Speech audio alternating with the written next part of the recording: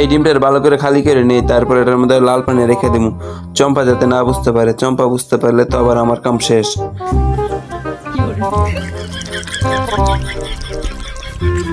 যাক, আমার চুল্লু রাখা শেষ। এবার এটার মধ্যে ভালো করে ছিদ্রটাকে বন্ধ করে রং করে দিই, যাতে চম্পা না বুঝতে পারে এটার মধ্যে আমি চুল্লু রাখছি। আরে চম্পার পায়ের আওয়াজ শুনে যাচ্ছে, যাই তাড়াতাড়ি মালটার জায়গা মতো রেখে দিই, নাহলে কিন্তু আবার চম্পার হাতে ধরা খায় যাবো।